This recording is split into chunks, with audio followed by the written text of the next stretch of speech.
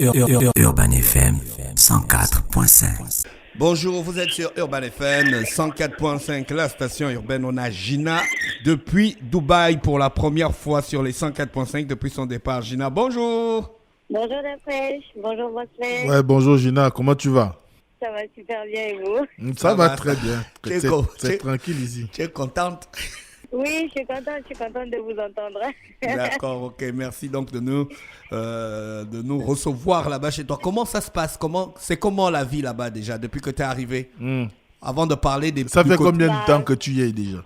C'est chargé, alors on est arrivé ici en fin septembre, je veux dire milieu de septembre. D'accord. Donc on continue à travailler, on a commencé à travailler dès qu'on est arrivé, on n'a même pas une semaine ou même un jour de repos. Donc c'est très très chargé, l'activité est vraiment très très dynamique. On a un rythme très effréné, mais c'est très très passionnant et très intéressant aussi. C'est juste que c'est très chargé. Bon, après Dubaï, ça reste Dubaï, hein, la vie à Dubaï.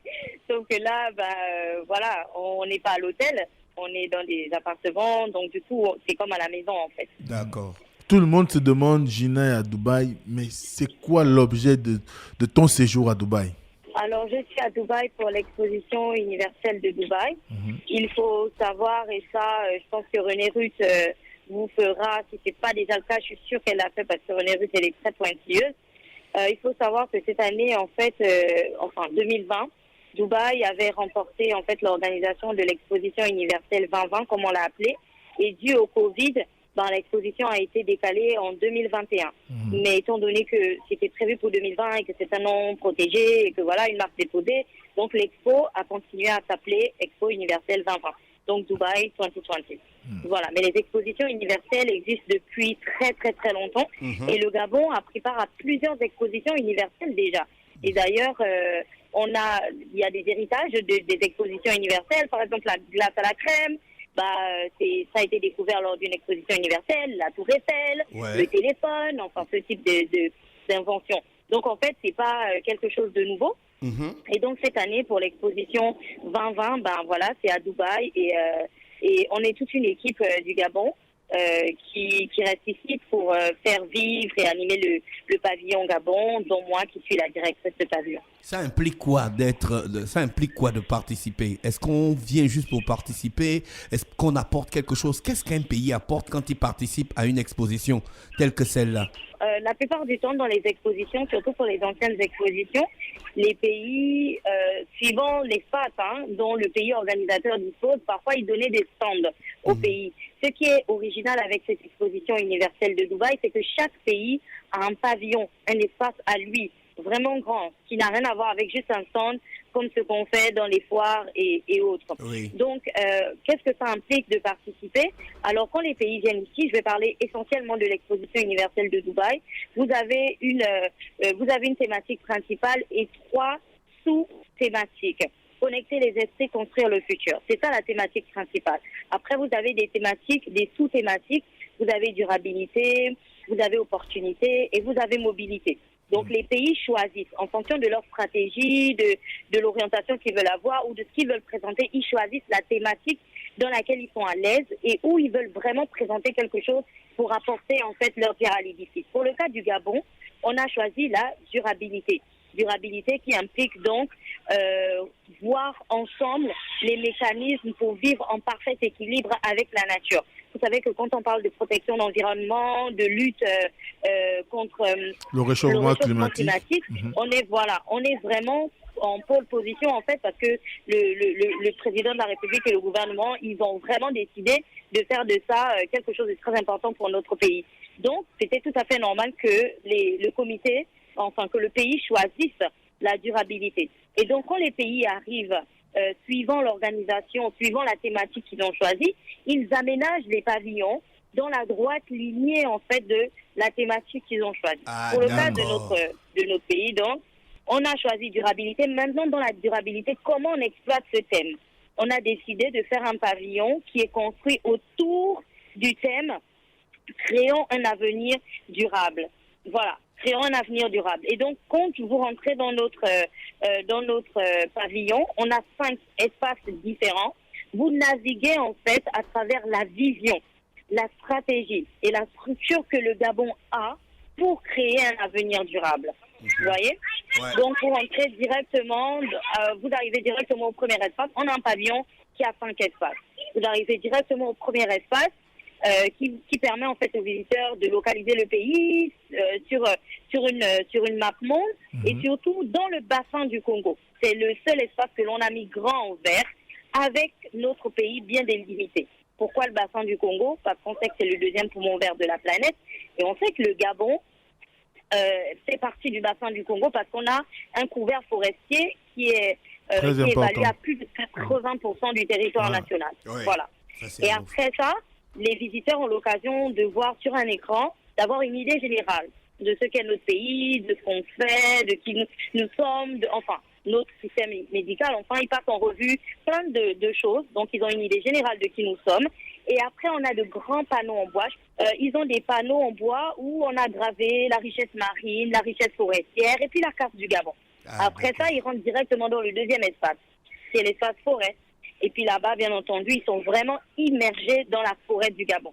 Avec les animaux du Gabon, on retrouve l'éléphant de forêt, on retrouve la panthère noire, on retrouve le perroquet, encore appelé le gris du Gabon, on retrouve les gorilles, et voilà. Et ils voient aussi comment la vie, en fait, s'anime dans la forêt. Ouais. Donc, vous avez une forêt qui est vraiment vivante. Quand il pleut, quand il fait nuit, quand il fait jour, vous voyez comment les animaux interagissent les uns avec les autres. Et puis, de l'autre côté, surtout dans ce même espace forêt, on a placé les masques du Gabon. Donc, vous avez une idée, en fait, de la culture du Gabon. Comme vous le savez, les peuples du Gabon sont originaires de la forêt. Et ces masques-là nous viennent directement du musée national et ils sont authentiques. Donc, vous savez que lorsque les masques du Gabon sont évalués à des millions de dollars à l'international. Oui. Donc, les visiteurs sont vraiment impressionnés quand ils rentrent. Ils adorent cet espace parce que c'est vraiment un espace paisible où, quand vous vous asseyez, vous avez les vrais bruits de la forêt, honnêtement. Et après, vous arrivez à l'espace économie. Et donc, à l'espace économie, vous avez des panneaux qui vous donnent le maximum d'informations possibles sur les routes, l'aéroport, le port du Gabon, sur le développement durable, le numérique, sur plein d'informations, y compris l'énergie, l'agriculture, GSEV et le bois. Donc, vous pouvez aussi, la plupart des visiteurs, ils lisent le contenu sur les panneaux. Et on a ce qu'on appelle l'holocube. C'est vraiment un hologramme qui est très intéressant. Il est vraiment génial. Vous devriez l'essayer. Ouais. Et sur l'holocube, on a des thématiques. On en a 5.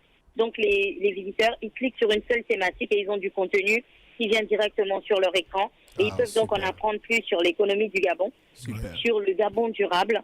Ils peuvent en apprendre plus sur les infrastructures. Ils peuvent en apprendre plus sur le social ou sur Gabon Special Economic Zone. Wow. Et après, bien entendu, vous arrivez à l'espace tourisme. Et là, vous êtes littéralement, vous rentrez littéralement sur une plage du Gabon avec un bungalow, du vrai sable, des animaux dans le sable. Donc, vous avez des éléphants, vous avez des tortues, vous avez des hippopotames. Et puis, vous êtes bercé par la musique du Gabon. Donc, on a la musique de Pierre Afendengue qui passe, on a la musique d'Anifor Batilili qui passe. Vraiment quelque chose de très, très authentique, quelque chose de chez nous. Et tout ce que vous trouverez dans le pavillon, donc le mobilier, les structures, les meubles en bois, là, vous avez les œuvres d'art. Les œuvres d'art en bois viennent tous du Gabon. Donc, c'est un pavillon, en fait, qui nous ressemble, qui a été fait avec des choses du Gabon. Le pavillon, après, il est grand. Vous arrivez à la librairie. Il est grand. Oui, là, je te parle de 5 espaces qui sont vraiment, vraiment très grands. On a un grand pavillon qui est extrêmement bien positionné. On a un pavillon qui est extrêmement bien positionné, qui a un rez-de-chaussée, donc où se trouve tout l'espace d'exposition, et qui a un étage au-dessus, que vous avez certainement vu dans la vidéo, où on a une salle de conférence, on a un espace VIP, on a vraiment un grand pavillon. Et comme vous pouvez le voir en ce moment, je vais demander à mon collègue de tourner, juste à côté de moi, vous allez le voir dans les images, vous avez cette grande structure blanche qui est en fait le pavillon des Émirats Arabes Unis. Et puis tout au fond, donc à côté du pavillon des Émirats Arabes Unis, qui est le plus grand pavillon de tout l'expo, vous avez le cœur de l'expo qu'on appelle le Al Wasal Plaza. C'est cette grosse boule en fait qui est le point central en fait de l'expo. Et donc juste en face du pavillon des Émirats, vous avez le pavillon du Gabon. Ah ok, vous êtes donc super bien positionné. On est extrêmement bien positionné. Donc, en fait, quand les visiteurs arrivent et qu'ils vont à Al-Wassal, parce que c'est là que parfois la nuit, pas parfois, tout le temps la nuit, il y a des shows, même durant la journée, il y a des animations, il y a de la musique et tout. Donc, quand ils vont visiter le pavillon Al-Wassal, quand ils vont visiter Al-Wassal Plaza ou qu'ils font la queue pour visiter le pavillon des Émirats Arabes Unis, juste en face, ils voient écrit Gabon. Voilà. Donc, on est super bien positionnés. On a un très beau et très grand pavillon. Mais je vais terminer par le 5e espace que j'ai pas présenté, c'était le shop. Et là, au shop, vous allez retrouver des produits du Gabon. On retrouve les crab crocs. On retrouve les chocolats gabonais de Julie. On retrouve plein de produits d'origine, donc fait avec du pagne. Ça peut être des sacs. Vous avez des sacs. Vous avez... oui, on a plein de sacs. On a des mugs avec différentes coiffures du Gabon, comme celle que je porte là. Vous savez que c'est ça les coiffures chez nous, qu'on appelle les civils. Oui. Et puis, on a aussi de la pierre de Mbigou, différentes formes de pierre de Mbigou. On a des plaids faits avec des matériaux recyclés. On a de l'huile d'Atanga. Et plus original, on a de l'huile essentielle d'Okoumé. On a vraiment énormément de produits et on a le maître, le café Alanga. Et tous les jeudis, dans le pavillon, on organise une dégustation en fait du café Alanga et ils adorent le café Alanga. Alors, ça c'est une question aussi qu'on pourrait te poser. Quel est le niveau de trafic au niveau du pavillon depuis l'ouverture? D'accord. Alors, je pense que vous l'avez vu sur les réseaux sociaux, on a dépassé la barre des 100 000 visites. On est à un peu plus de 105 000 visites aujourd'hui. On a vraiment un niveau de fréquentation et de visite du pavillon qui est très, très élevé. Dans les jours bas, on fait 1000 visites. On a vraiment beaucoup de trafic. Et dans nos jours les plus hauts, on est arrivé à près de 8000 visites. On a eu assisté à... En une journée, c'est très bien ça. On a suivi en diffusion live sur les réseaux sociaux la journée Gabon. De quoi s'agissait-il?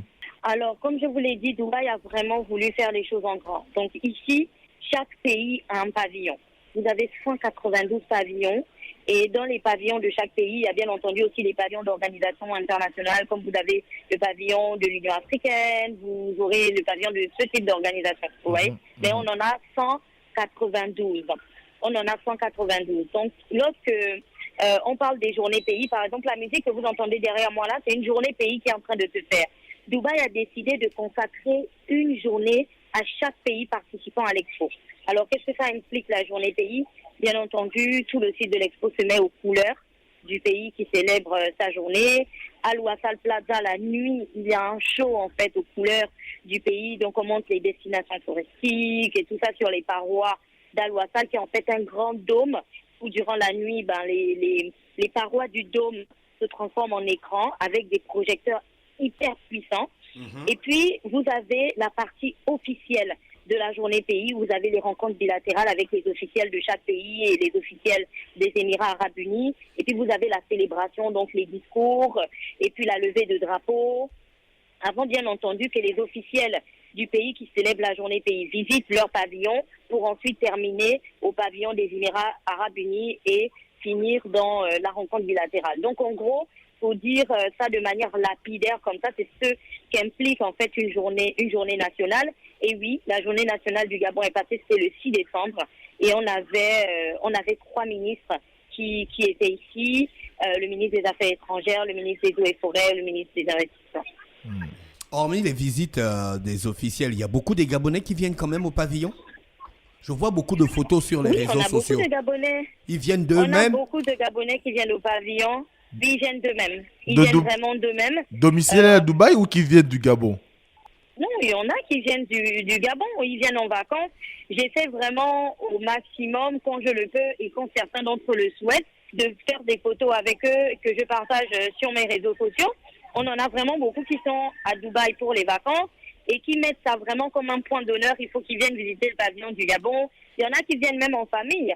On a accueilli une famille de Gabonais la dernière fois. C'était le papa avec, il était avec ses 4 ou ses 5 filles et il voulait vraiment visiter le pavillon en premier. On a beaucoup de Gabonais qui viennent et franchement, jusqu'à présent, on n'a eu que des commentaires positifs. Ils disent qu'ils se sentent vraiment à la maison. Ils aiment beaucoup la structure du pavillon. Ils aiment vraiment beaucoup ce qu'on a fait ici. Et voilà, donc j'espère que vous aussi, vous allez venir. Je croise les doigts, on vous attend. Est-ce que notre pavillon, il y a des pavillons, est-ce que nous on fume certains pavillons? Tu sais que nous on aime la concurrence, hein, les Gabonais. Est-ce qu'on tue le pavillon de la France? On attendra.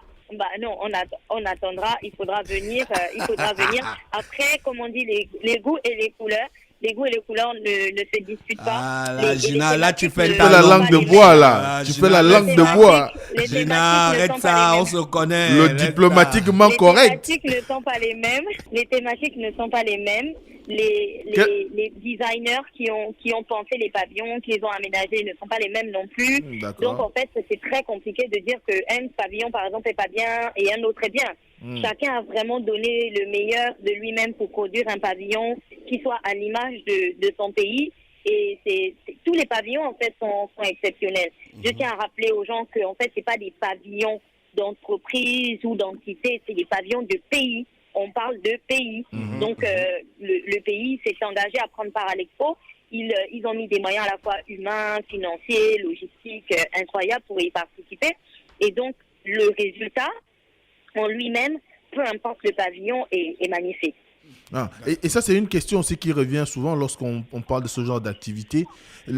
Vous êtes au pavillon, l'ensemble du personnel vient du Gabon ou il y a aussi ceux qui ont été recrutés sur place? Nous avons une bonne partie, beaucoup de personnel qui viennent du Gabon. Après, je vais vous expliquer quelque chose. À Dubaï, par exemple, beaucoup de personnes pensent que les Émiratis ne parlent que l'anglais. Et il y a beaucoup d'Émiratis en fait qui parlent très peu l'anglais et beaucoup l'arabe. Donc après, bien entendu, on a des autres ici qui nous aident parce que eux ils parlent l'arabe. Oui. Donc on les a formés au début quand on a ouvert le pavillon et du coup ils peuvent faire la présentation du pavillon à certains autres qui parlent l'arabe uniquement. Mais dès que vous viendrez au pavillon Gabon, vous trouverez toujours l'équipe du Gabon.